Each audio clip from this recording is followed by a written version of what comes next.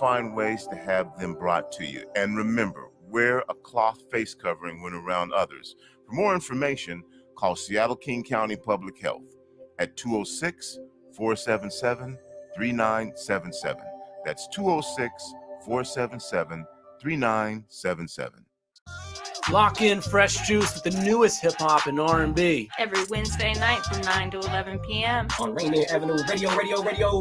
You know we got the dopest artists rocking with us every single week. It's myself, D-Money. Taylor Hart. And Pint-Sized Patron. This is Fresh Juice every Wednesday. It's Trilltopia. This is the news on Rainier Avenue Radio. A man in Colorado has become the first known U.S. case of the newly identified strain of COVID-19 circulating in the UK, AP reports. The new variant is thought to be more contagious than other established variants and has prompted some countries to restrict travel from the UK. Although the new variant has not been found in the US until now, the CDC noted that it was probably already circulating through the country. The agency said while the new variant had not been identified through sequencing efforts, quote, labs have only 51,000 of the 17 million US cases, and the variant might not have been picked up.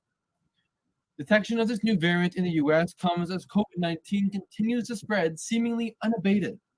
There has been 19.5 million confirmed cases in the U.S. so far and over 338,000 deaths, according to Johns Hopkins University data. And that's your news on Rainier Avenue Radio. You're listening to RainierAvenueRadio.world.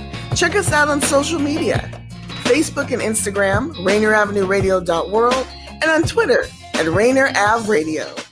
You're listening to Heartbeat Radio. I'm your host, Cindi Bright.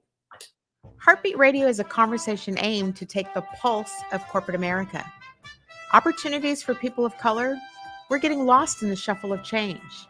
I'm that provocateur of change. The hearts of corporate America are addressed.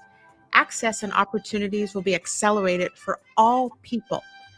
Through Heartbeat Radio, you will gain a deeper understanding of what is necessary for change. In Van Jones' words today, is this the end of an era or the start of a revolution? Welcome to Heartbeat Radio post the holidays. I couldn't think of a better day to be on air than today for what our country is going through. Before I introduce my co-host, I just kind of want to set the stage on a couple things on Heartbeat for 2021. To all the listeners and viewers, thank you for following and participating in this conversation about Brown and Black people and access and opportunities for all of us. I feel right now, I feel that with the change in administration coming, with the fact that our democracy has literally been saved by Black women, we have a Black woman vice president. And it is now time to go deeper and more raw into what is necessary for change. I believe that we are going to be engaging on some conversation that is going to be difficult, intense, uncomfortable, but necessary. And so to that end, I have invited Joy Stanford to join me in this weekly conversation as two Black women who not only have both we have both run for public office. We are both Black women who have been the recipients of the impact of the injustices done to Black people and as Black women. We now have an opportunity. Joy, I'm going to give you the floor here in just a minute to introduce yourself more. We have an opportunity now to start getting real. Like this conversation, we are based in Seattle, Washington, and we have a local following of Washington State, but we also have a following beyond Washington State. And so I feel that this conversation has just got to go into places that people need to stay with us and start unpeeling this to progress it. So let me pause there. Let me reintroduce Joy Stanford joining me as a co-host on the Heartbeat Radio. Joy has been a guest on my show before, but now I want to hear as part of this weekly dialogue. Joy, take the floor and talk to us. Hey, Cindi, that's a great way to start. I I was like, I think I might have something to end it too. I have to find it again. But thank you so much for inviting me on. Wow. I was so excited that we were doing it tonight. I was like, yeah. You think of a better day. I've got the TV on. I told my husband to get out of the room because he's cussing and he's upset. And so I was like, you can't be in here. I'm doing the radio show with Cindi. What a day. I mean, what a day. What a day. So we have some really good stuff to talk about. We have some Democrats regain power for the country. So those are really good progressive things that have happened today. I don't know about you, but I've been up since 3 o'clock this morning because I couldn't sleep. Like I was so anxious about what happened. Yeah. Georgia. Yeah. I finally went to sleep. I was like, I can't watch this anymore. It's so overwhelming, and it brings up so many,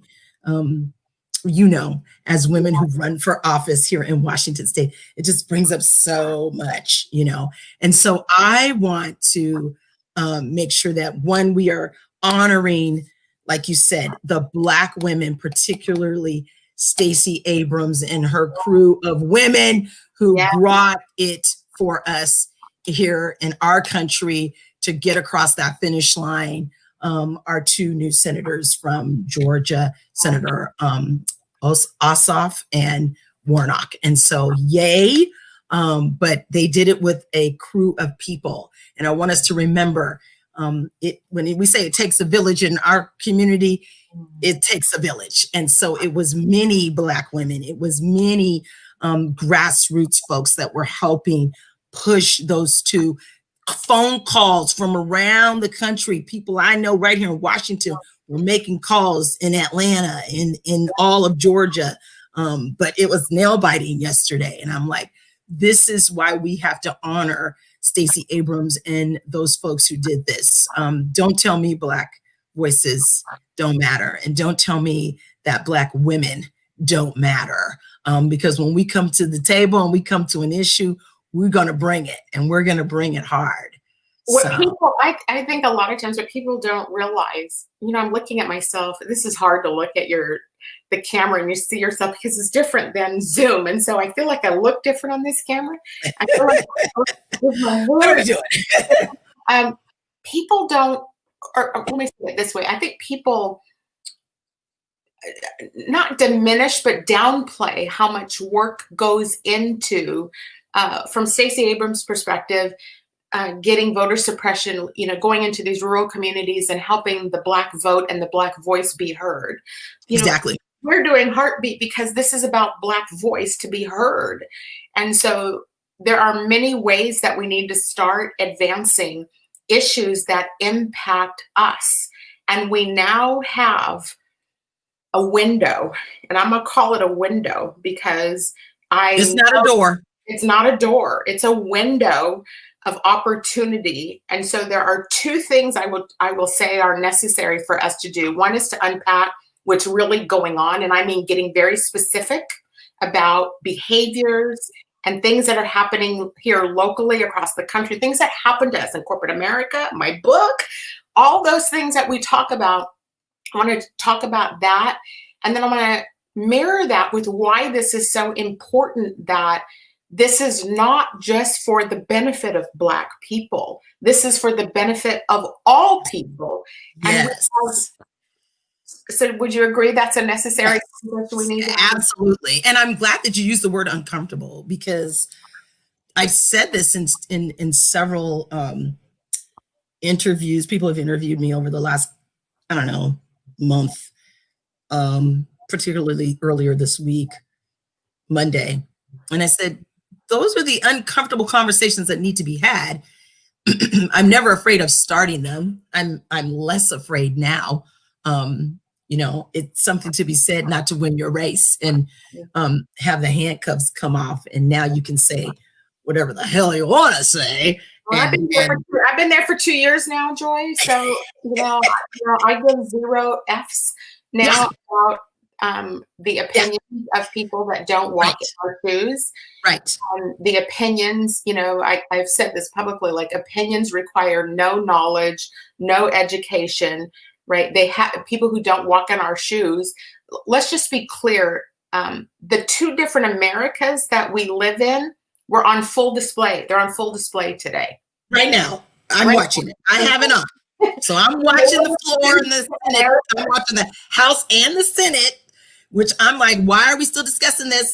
Let's get to the vote, but we'll discuss it. But you can tell that some of these folks are uncomfortable. Well, guess what? Your guy's the one who incited it. And the response to it. Let's be clear about the fact that if these were Black people storming the... We know what would have happened, Cindi. We already know. We already know what would have happened. And so when I talk about these issues, we do live in a different America, and the people not hearing us or saying things like, let me just go back to corporate America, which I'm out of, people thinking that we're just playing the race card because they've never walked in our shoes. That's and right. They've never experienced the retaliation for simply having skin that has melanin in it. And so now we're here, and I know that they're afraid, and I'm going to say some things to people. I'm going to say it right up front. There's a couple of things I'm going to say up front. The way that I'm going to talk about this, I'm actually going to use David Letterman's acronym. So when you hear me talking about the whites and the Blacks and the alphabet people, I'm going to start what he uses, and I'm just going to use it for simplicity purposes, but to identify some things that are necessary to talk about. And so I want to start there about the complacency of the whites in this country, because they are not just the Midwest. Let's be very clear. These are not just the uneducated folks that people like to believe they are. These are people in our own community who are behaving towards us the way that they're behaving back in Washington, D.C. right now. Their behavior back there is no different than anything I've experienced and anything you've experienced. Am I wrong with that? No, you're not wrong. You are very correct in that. And it's so interesting because I have my phone here too, and I'm watching my feed and my friends' feeds. And it's like, now everyone knows, and these are my white friends saying, everyone knows if these were Black and brown people, we would have had tear gas, we would have had rubber bullets, maybe even real bullets. There is no way you would have allowed folks to break out windows and just stand there. And no. So there's your two different Americas. March through the Capitol with Confederate flags, put your feet up on Nancy Pelosi's desk, just all of that behavior. But let's be clear about something. There has never been, let's not even talk about politics, let's talk about business. There's never a consequence to the whites. They have no reason to be afraid of the police.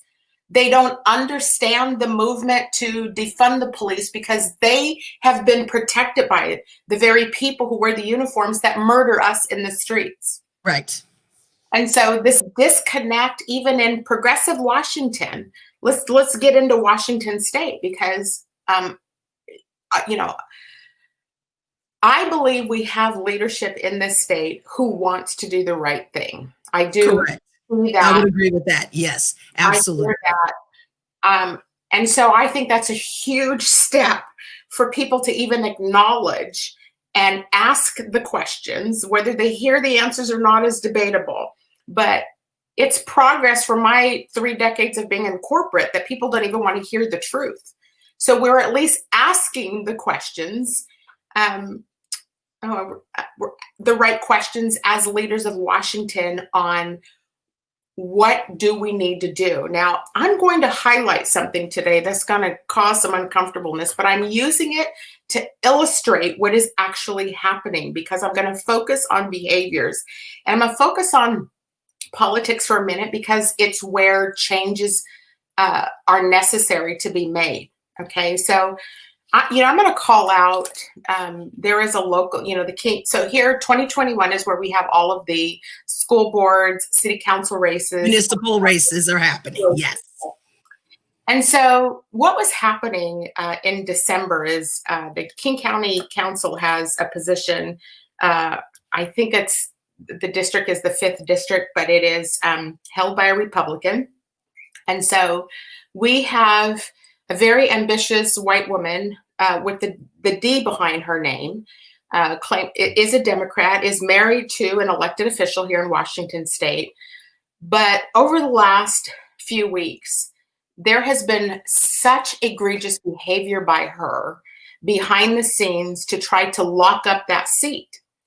And why this is important for us to talk about, and so much so that the things that are happening are misrepresenting conversations that have been had with her to gain endorsement. So misrepresenting that, lying, complete deceitful behavior, manipulating other brown and black people to try to get them to not run or so that she can prevail. Now, there's way more to it than how I'm describing it right now, but I'm sharing this because the behaviors of white women and the fact that they will stop at nothing for power, to clamor for power, even if they have a D behind their name, it has the same effect on brown and black people through their behaviors and the fact that we are being marginalized and being pushed away with the deadline of May to sign up to run for public office, but comes out yesterday, lines everything up, and the system starts to line up behind her because that's okay. You recognize this pattern, correct? Yes. And I believe I have a friend who may be running against her. There's several people running in that District 5. You said District 5? I think so. Issaquah, Sammamish, that area? Oh, no. Different. Okay. District 5 is... Well, this person lives in the legislative District 5. Okay. Okay, different. Okay. Yeah. Okay. And the reason running for King County Council, but gonna run for King County Council. Yes. And those, look, the reason why that all came to my attention is because she somehow got a bug up her sleeve that I was running. And so she went on this whole stalking behavior to go try to find out a whole bunch of stuff about me. And I started hearing about all this stuff that was going on. And I actually got a call from her, and I actually had no clue why she was calling me. But here's the point to this.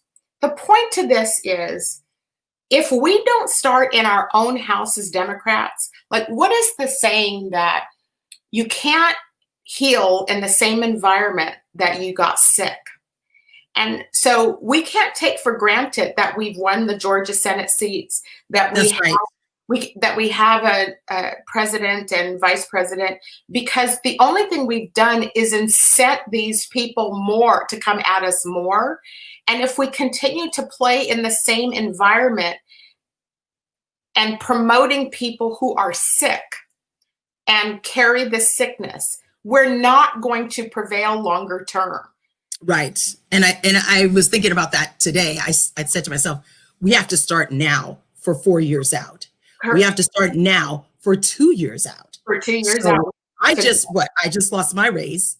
Now everyone's being sworn in here in Washington State next Monday or this week or whenever. I haven't been able to really see when people are being sworn in, so it's not like we can take part like we did in 2018. But in 2020, it's a little different. But they're serving 2 years. Our House folks are serving 2 years. The work starts now for 2 years. The work starts now for 4 years.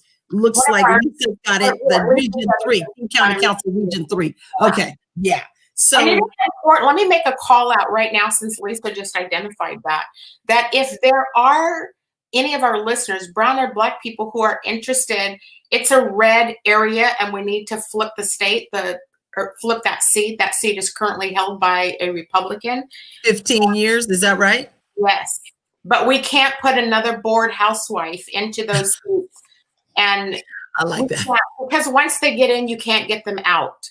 And so the least we can do, and especially because, the chair of the King County Council, Claudia Balducci, came on to Heartbeat and talked about her commitment to equity and her commitment to help us to start doing that, then we got to back these chicks off and allow us to start getting the right candidates and the right people in the seat. How much power do you actually need when your spouse is already in an elected position and you're using this salary and opportunity to fill your boredom and collect your power? We got to do better than this. And any elected officials who are listening, we got to do better than this. We cannot have misrepresentation of brown and black people. And that is in fact what has happened. We cannot have deceitful, lying, manipulative white women trying to get themselves into office on the backs of black women anymore. This is the raw truth that we're going to start having that people won't want to hear, but they need to hear this conversation. This is what is happening in our local elected offices. It's got to stop. And if you're talking equity, I don't know specifically what incidences you're talking about, but you have to question if there's something awry that someone has said or done that doesn't promote equity, but you want to be in that position, then you need to show that you want to be in that position and you're an ally to the equity. Correct. And here's what the white women who clamor for power and to fill their egos, what they need to do is utilize their power to help promote other people into these positions instead of trying to seat yourself. And, I think that position actually pays close to $150,000 a year. So it's a handsome salary for it. And so talk about, wealth generation and the things that have been taken from brown and black people. This is an opportunity for us to use that seat to help get brown or black people elected into those seats and have influence on our county council. As it stands right now, we are headed into a nightmare this year with the city of Seattle and its city council. And the mayor. And then I just saw Mosquito's not running, which I love Mosquito. I love her. I can't believe she's not running, but she's obviously got her reasons. But I'm like, yes, there are some great women who uplifted me, some great white women who uplifted me. And I owe a debt of gratitude to them. They've stood by me for, I'm going to say 4.5, 5 years as I ran in 2018 and then ran again in 2020. And that's the kind of folks that you want to be behind this machine. That's the machine you want to be behind black and brown women. And I'm going to say my emerged sister, Kim Van, is running for King County Council. That's the machine that we need to be behind these women, because these are women that are coming whole heart.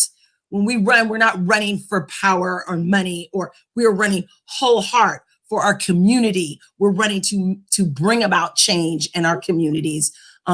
It's not about who sees us being seen. We've got, we're part of King County. That's not why we go into this. It's so interesting. I still remember the first time you and I met. And we were at that One America event, and we were both like deer in headlights. We're like, what is happening here? Are we supposed to do small talk? And I just kind of made a beeline for you because I was like, oh, thank God, there's another black woman here. I saw you and Melanie Morgan, and I was like, gotta go there, right? Because even in that, bringing that up, there were some gross women, and I'm gonna amplify something you just said here. There were some gross women in that room who behaved, it was towards me because they had the notion of how dare her challenge another death, right? Yeah. No, but that was like my second event that I was asked to go to, because my first event, again, not a pleasant foray into the political arena of going to events and chatting and small talk. And I don't think I've ever told this story in a setting like this, but I will tell the story. I was at an event that the House Dems had done. And I think it was like lobbyists and union folks and folks like that, and literally had a mean girl experience. And I was like, wow, it's been a long time since I've had a mean girl experience. But, they're like, who are you? What's your name? And then I said, and what are you running for? And then I said, and they're like, you don't have to say what position you're running for. no one cares. And then they turned to each other and laughed. And I thought, ooh, that's a mean girl thing. So I just said, you know what? Excuse me. And I never went back over to that group of women. And mind you, 1 brown woman, 3 white women. And I thought, is this how it's going to be? And I had to go back to my consultant and I was like, I don't like that. I don't know. That's not why I'm there, is to break other women down, and not about that. I'm like, it's about, building folks up and making sure that they feel included and welcomed. And so that isn't how, historically, that is not how politics operates. I mean, I remember many people saying, welcome to politics, right? Yeah. I'm a business person and I come out of a me too. And so I'm used to people being respectful and professional with you. I have never experienced. Exactly. That's exactly right. I was like, oh, you guys are mean girls. Okay, excuse me. I'm going to go over here. And I walked away. I couldn't stand there with my seatmate at the time. I couldn't stand there. And she said, what was that? And I said, girl, that was mean girls just trying to check us. And so, it's like, I don't ever want anyone else, any other candidate, to experience that. I didn't experience at the event that we were at.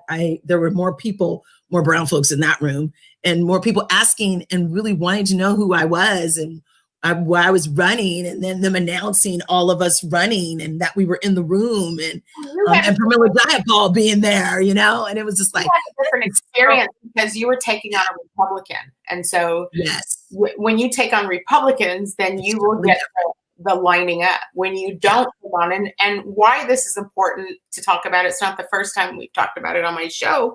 Why it's important is because to change this country means that Black women are going to be challenging Democrats, period. I feel like it's the worst scenario ever. Yes. And that could be the worst case scenario ever, because you've got 2 great people, whether they're Black, white, but 2 Dems, you want them to get past that primary, vote those 2 in. Now everybody's just got to figure out who's on the same platform. But they don't want to have to stand behind us, because whites are not accustomed to saying no to other whites. Why do you think we're watching what we're seeing right now back in Washington, D.C.? Because they didn't know how to make those people go away. Because they're white. There's no other reason for it. They are white folks who are never held accountable. There's no consequence to their behavior. Wait, Cindi. They're saying they're going to look at all the film and all the video and all the audio. They get to stay alive. Yeah, and probably get stopped at Burger King to have a burger before they get taken to jail. Don't get me started. We can go down so many roads here. But yeah, you're right. It's the 2 different, like you said at the beginning, it's the 2 different Americas that we're seeing, and it was on full display. My thing was, I was just talking to a friend of mine. You guys thought taking a knee in silence was awful. What is this? What is this that we're witnessing right now? What is that? I agree. They want to call themselves conservatives. They are terrorists. They are radicals. They are the problem in this country. That it's not Muslim and Black people that are the problem in this country. It is white folks. And having this kind of a conversation to go deeper about the reality of this, what we're facing and what's got to change, we just have to call it for what it is. It has nothing to do with, I hear people attach language to me because I'm calling it for what it is, but it's got to be talked about. And we live it every single day of our lives. And so there's no point in sugarcoating any of this anymore. Oh, but they are, because that was the conversation on NPR. Why are we calling them protesters? Why are we calling them? I mean, that was the language they were trying to, is it terrorist versus protester versus what? I'm like, they're terrorists. One of our listeners says it's like watching Timmy behaving badly and doing nothing to check him. Exactly. It's exactly right, Snow. It's exactly what it is. Anyhow, look, that just took the first half of the show. I do want to have more conversation about what is necessary for change, but we're going to take a quick break and then we'll be back and pick it back up. Half that up in Saks, I favor black businesses. Assuming I'm rooting for everybody that's black. Yeah. Yeah. Assuming I'm rooting for everybody that's black. Yo. Oh, yes, it's ladies' night. This is Paul Pearson, host of Star Time. And when I'm not trying out new wigs and cocktail dresses, I'm listening to Rainier Avenue Radio.world. The Urban League of Metropolitan Seattle, empowering communities and changing lives. The Urban League has been there to serve when our community is at its lowest. It's never mattered what the crisis was. The systemic oppression remains constant for those most vulnerable. Here at the Urban League of Metropolitan Seattle, we'll be temporarily adjusting our hours of operation and available services. If you are in need of resources, we recommend that you give us a call at 206-461-3792. To make an appointment, press 0 and speak with the receptionist. Walk-in hours will be from 10 a.m. to 3 p.m. Monday through Friday. And hey, we'll gladly work with you via phone as best as we can if you're exhibiting any signs of illness to assist you with information to save your home, find you a place to sleep, or connect you to job opportunities. The Urban League of Metropolitan Seattle. That's 206-461-3792. Women are not an homogenous group. We face discrimination differently depending on factors such as ethnicity, age, socioeconomic status, and more. Rainier Avenue Radio is proud to amplify women's voices. They are the experts of their own lives, initiating conversations within their community about challenges they face, the solutions they're working on, and the opportunities they see. Please join us this Sunday from 2 to 5 for Women's Voices on Air. We know our challenges. We are the experts of our lives. We are master multitaskers, prioritizing our family, friends, and our faith above our own needs. Our needs and voices are too often overlooked. Please join us this Sunday from 2 to 5 p.m. for Women's Voices on Air. We tell our stories in our own way. This is the news on Rainier Avenue Radio. U.S. Representative-elect Letlow of Louisiana died of COVID-19, his campaign said. Letlow, 41, announced on December 18th that he had tested positive for the novel coronavirus. Letlow, a Republican, won a runoff election on December 5th for the 5th District seat, which represents Northeast and Central Louisiana, and was due to be sworn in on Sunday. He is survived by his wife and 2 children, Reuters reports. Louisiana Governor John Bel Edwards and U.S. House of Representatives Speaker Nancy Pelosi were among those that expressed sorrow and paid tribute to Letlow. And that's your news on Rainier Avenue Radio. Rainier Avenue Radio.world is your 24/7 digital media hub. Tune in at Rainier Avenue Radio.world. Also find us on Facebook, Twitter, and TuneIn apps. Half that up in Saks, I favor black businesses. Assuming I'm rooting for everybody that's black. Yeah. Assuming I'm rooting for everybody that's black. Yo. Welcome back to Heartbeat Radio after the holidays. I hope everybody did have a good holiday. I'm your host, Cindi Bright. I had a good 3 or 4 weeks off to get myself recharged. You can tell I'm in rare form again tonight. Joining me today and in 2021 is my co-host, Joy Stanford. We were breaking down some things about what is necessary for change. Let me emphasize a couple things. I started off the show tonight by asking the question, is this an end of an era or the start of a revolution? I also want to emphasize that we were talking about some issues here locally and how we're going to start breaking down behaviors and things that are contributing to the current situation in our democracy of the fight for our lives, and unapologetically starting to dive deeper into local politics, Democrats, what we got to start to do to change the trajectory, because the fight is now on. We are in a revolution and we can no longer live in the same broken space. Another thing I want to say before, Joy, I'm going to ask a question of you, is the issue that I was highlighting earlier about local King County Council. You know, I want to point out that the result of getting those type of people in office is a direct correlation to, if anybody's paying attention to what's going on in the city of Redmond and what is happening at the hands of that mayor that was propelled into office by the Dems and is now creating so much harm to brown and black people. Bless Varisha Khan, City Councilwoman Varisha Khan's heart for having the courage to deal with the mess that she's in. And if you don't believe me, or you want to listen to their justification, the people who propel her into putting racist white women into office, it's been multiple brown and black people. And when there are patterns of behavior, continuing to focus the issue on the brown and black people is your first problem. So what I want to talk about second half of the show, Joy, because you and I have sat together many times. We've had a lot of great bottles of wine together. We should have recorded it. And we should give some geographical here. So Cindi, you're over in what, LD? I'm on the east side. I'm on the east side. On the east side of Seattle, yeah. Yes, and I'm over here on the west side. I'm in Gig Harbor, Washington. So, yes. So there's some geographical differences here, you know. So yeah, we're in red country. Yes. We're in a pretty red. That's why I lost my bid for the state Yeah. Because I'm in a red district. Folks were not ready. They weren't ready. They weren't ready. You lost it because your calling is something greater than a state legislator. And I'm figuring that out. Thank you. I would tell you that. You and Shoreline need to keep telling me that. And I appreciate that. Let me ask this question.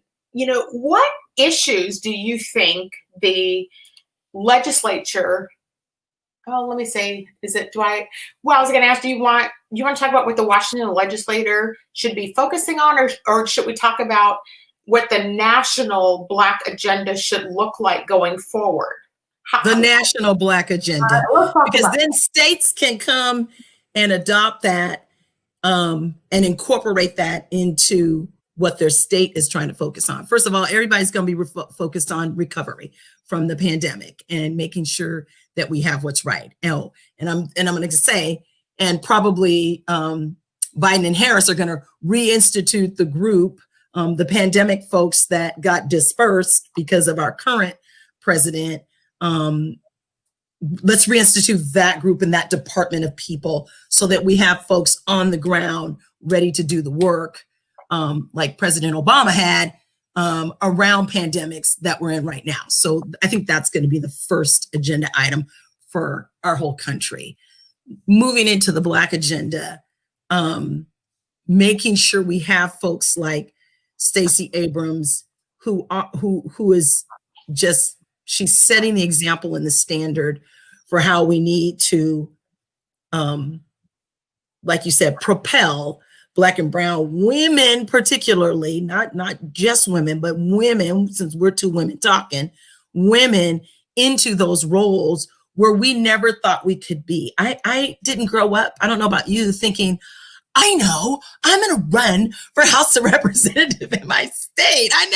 It just never crossed my mind. And it never crossed my mind about politics until the mayor of my town, San Mateo, California, one of my good friends' mom became the mayor, and she was a Black woman. And I was like, well, if Claire Mack can become mayor, heck, I can become mayor, you know?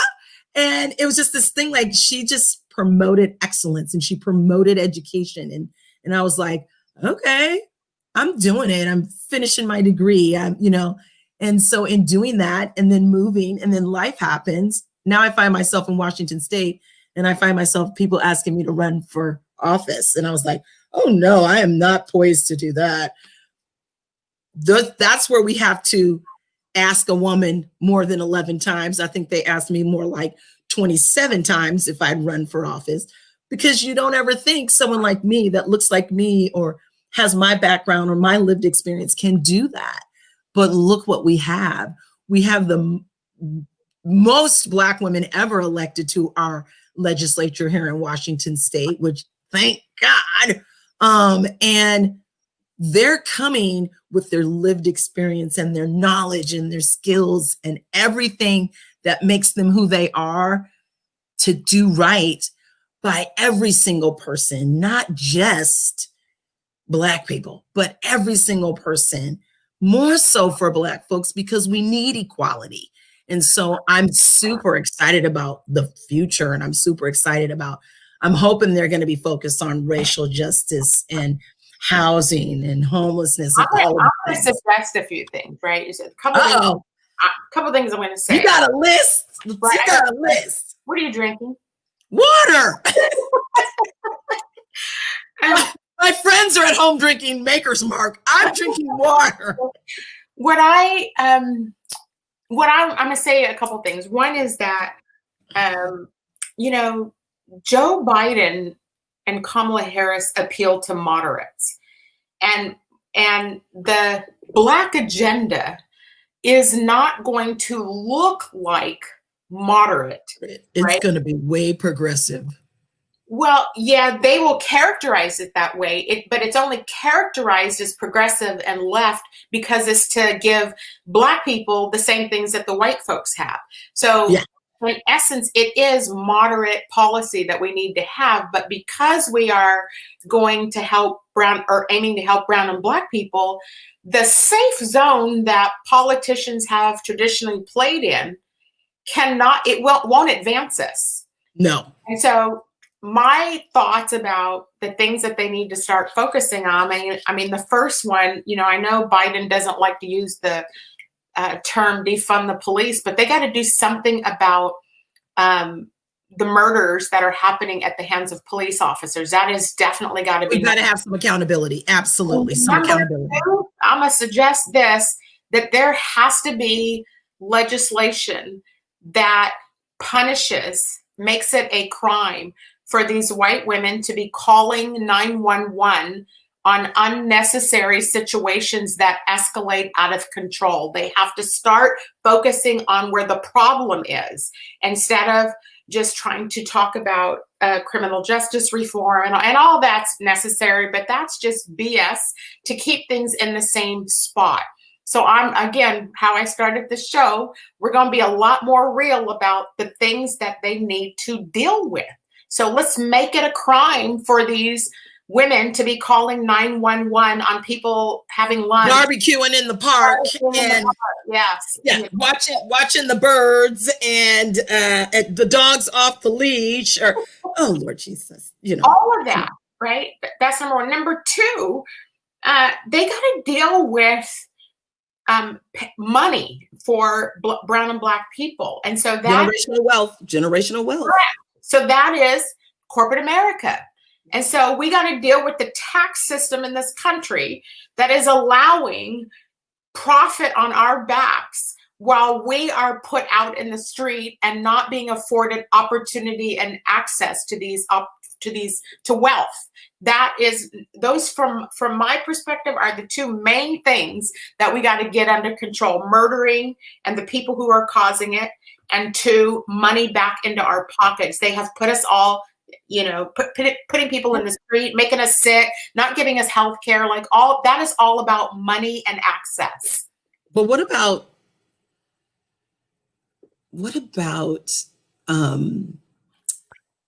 the fact that we're starting to progress now because we've brought it to the forefront, but there's more, Black women being put on boards and putting in chair positions. And I mean, that's a whole nother show that we can get into, but that's right. It's access.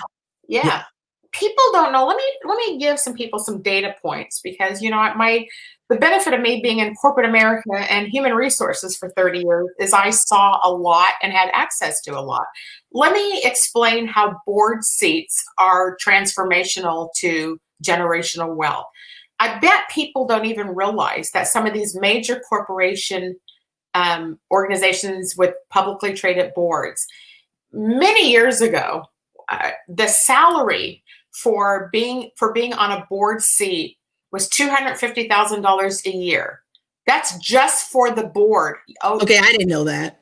That's why I'm sharing this, because and it's 4 meetings a year and work in between. But if you think about white privilege And the fact that these boards are all full of white men and they use white women as their diversity number instead of progressing the brown and black people.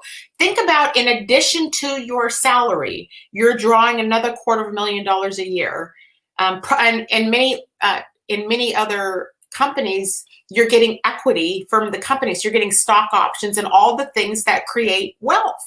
So that has been taken away from brown and black people, and corporate America is now giving it to the white women who are the culprits behind the murderers and 911 and the performance appraisals on black people. This is why we have to talk about this, because people are not calling it for what it really is. It's not a diversity program. We don't need diversity programs and D&I officers. That's just tokenism to portray or to give the optics that something's being done. Or check a box. Correct. Go on LinkedIn. Although, full disclosure, I'm on the, Diversity and Equity Council here in my school district. But I'm fighting for equity when it comes to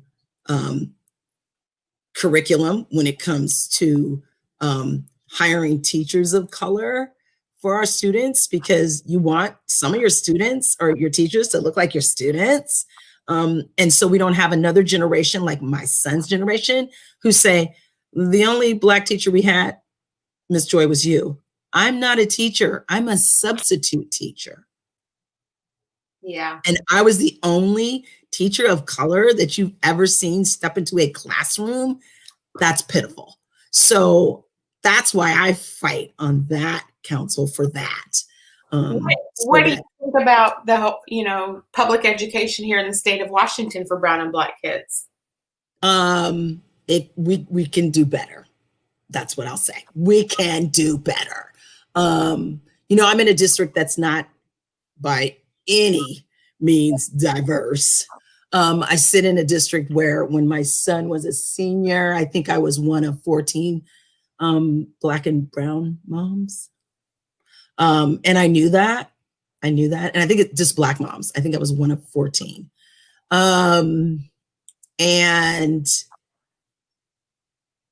But I'm also on the board of Washington Paramount Duty, where now we've got a pandemic and you're not hiring or contracting to hire nurses in every single school. Are you kidding? Come on, people. Here's our chance. This is what angers me. This is our opportunity, because there's no rules. This pandemic has made it where there's no rules. No one's in charge, at least really. You know what I mean? We can make some change happen, and then we can process and improve as we're making the change happen. But everybody's so in their box. They don't want to do it. They're too scared to step out and dip their toe into that change. Well, part of the challenge, at least here in the state of Washington, and from my perspective, so people don't have to agree with this, but the Washington Education Association is one of the most powerful unions in the state of Washington. And so, and while I'm pro-union, there's no absolutely pro-union.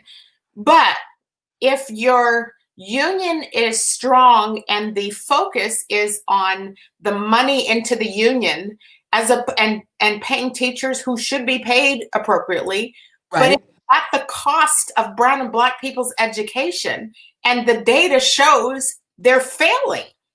And so how do you infiltrate that or deal with the fact that you can't go up against these powerful unions and make progress? And the fact that we're failing our kids, that's why you see Russell Wilson and Ciara started that charter school down. I mean, at least from my perspective, I haven't talked to them, but you can look and see if you're got halfway, you see that the system is failed our kids. Even in the most basic pandemic, as you're talking about, the color communities have, Wi-Fi access, tablets, like all the things that the brown and black kids should have, did not have. Right. So it's a WTF moment. Why are we funneling and putting all this money into unions who are not supporting our kids? Something must be different. Yes. And then you want to get mad because parents are taking their kids and going to a charter school. You can't get mad if their child is not receiving what they need to receive. We have to have options for our kids. It's like, what do you expect people to do? Like, what do you expect anybody to do when their kids are not making it in the public school system, right? Like, yes. This is, you and I are both public education people. We support the unions, but Absolutely. We're also calling the problems where we see them.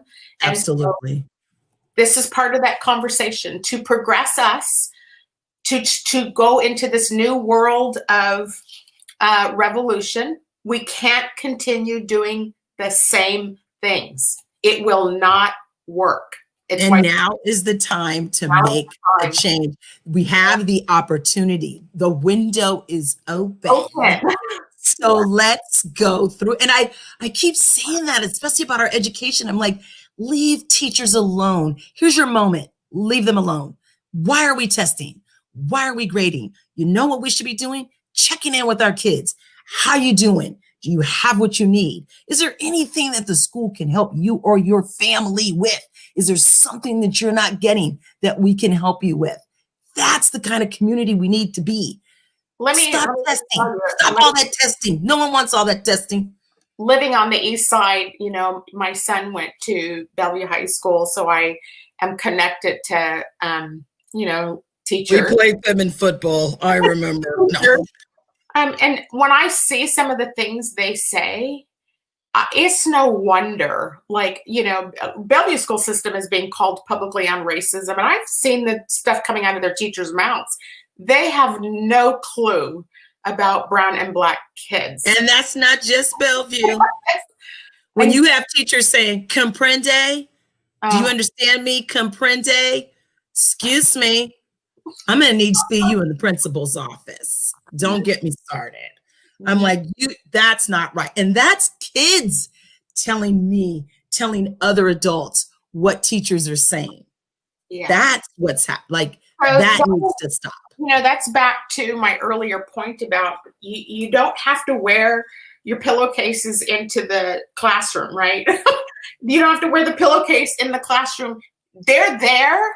And they're everywhere. And until we start, corporate America, until we start dealing with the root cause of this problem, until we start dealing with that, we're propelling the wrong people into office.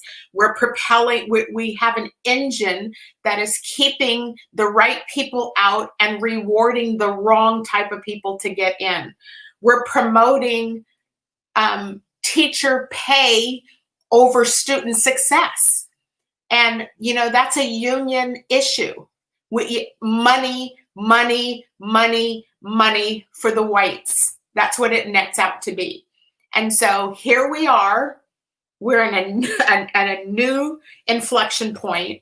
We have 2 years to the next heat and 4 years till all of the insurgents back in DC. I mean, they're just everywhere around here. And so what are we as citizens, what are we going to do about it? What are we going to do? Yeah. And are you going to start now? Why are we saving the phone calling for just before the primary and after the primary? We need to be calling folks at the 2 and 4 year mark and figuring out our bench. We need to get people in. Are you even thinking about running? Are you even thinking of where are you thinking about running? What feels good to you? What do you want to experience? Go visit one of your legislators. Go visit one of your congresswomen or congressmen. This is what needs to happen so we can build that bench and we can be deep and ready at the ready. I just said, is there somebody that can run on the east side against this woman who was going to be opposing the electoral votes? I don't even know who she is, but on the east side. I'm like, east side of the mountains. We got to find folks. We got to find some folks over there. And there's some beautiful Black women that live on the east side of the mountains. And there's some beautiful people that live on the east side of the mountains that could be running for office. And so those are women that we need to be uplifting. I have another question for you. What do you think Mitch McConnell feels like today being called a minority? Oh, Lord Jesus. First of all, yeah, how does it feel to be in the minority? And oh, by the way, you're fired, dude. You're fired. You don't have a job anymore. Go sit down. I put it on my Facebook. Go sit down. We need you to take a seat. OMG. It's just so exciting to see. I wanted it to be a majority, but I'll take 50-50. And then have, Kamala come in with the tiebreaker if that's what needs to happen. But wow. He just has a different face today. He's all talking about, well, we need to just go ahead and certify this election. And that's not what you've been talking the last 4 years, dude. Say what you've been saying the last 4 years. It's too late now. Let me amplify that, because again, I'm gonna bring what you're just illustrating to the local level, because this was an example of something. When you're talking out of two sides of your mouth, every one of us needs to pay attention to and ask the questions, and peel back the people who are talking out of two sides of their mouth, trying to appease to you and trying to appease to that person, instead of just being truth tellers and authentic about. Right. And so we've got to see for the last 4 years a mirror of our country, and a mirror, a reflection, if that's the right word you want to use, a reflection of what we've all have to deal with. And my appeal to our listeners is that these folks are not just in the Midwest or back in the Proud Boys. They are the people. You're your next door neighbor who comes over to tell you he can't vote for you because he's a conservative Republican. Sonoria just made a comment about their professional butt kissers, and I tend to agree with that. And I'm glad that she said it in a professional way.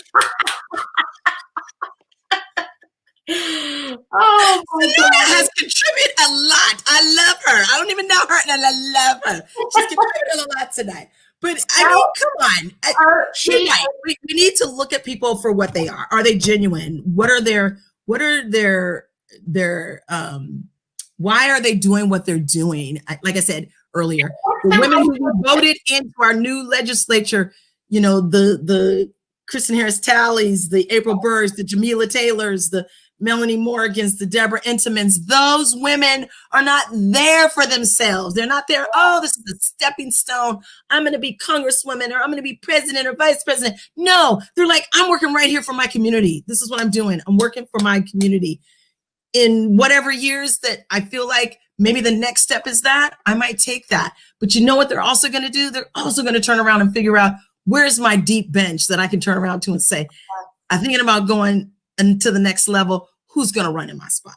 Every person, every elected official, every elected official should be asking the question when they are approached by these folks for endorsements. They should be asking what that person's motivation is. I love that question. And they never ask that question in an endorsement. Motivation. And when you look at their resumes and see that they haven't done jack stuff to other than fundraise or whatever some of the things are behind equity. Where's your equity work? Don't check the box. Correct. Where's your equity work? What is the motivation of those people trying to get in? And if you don't get real and answer that question truthfully, then you're going to end up with the same result that we've continued to have, and it's going to continue to wreak havoc on brown and black people and the onesie twosie elected officials out here on councils and school boards to have to deal with this. So that's how I feel. Yes. Amen. So here we are. It was a quick I think hour. we're going to have to talk about, that'll be a whole nother show, I think. What? Us talking about more of the Washington politics and people running, and we'll dive deeper into that on another show. We'll do that. To all of our listeners, thank you for joining Joy and I today. You can see why I asked her to come on as a co-host, because she has me in stitches all the time. But this is, again, a necessary conversation for us to promote change in our community. So thank you, Joy. I will look forward to having you on. Thank you, everybody, for listening. Good night. That up in sacks, I favor black businesses. Assuming I'm rooting for everybody that's black. Yeah. Yeah. Assuming I'm rooting for everybody that's black. Yo.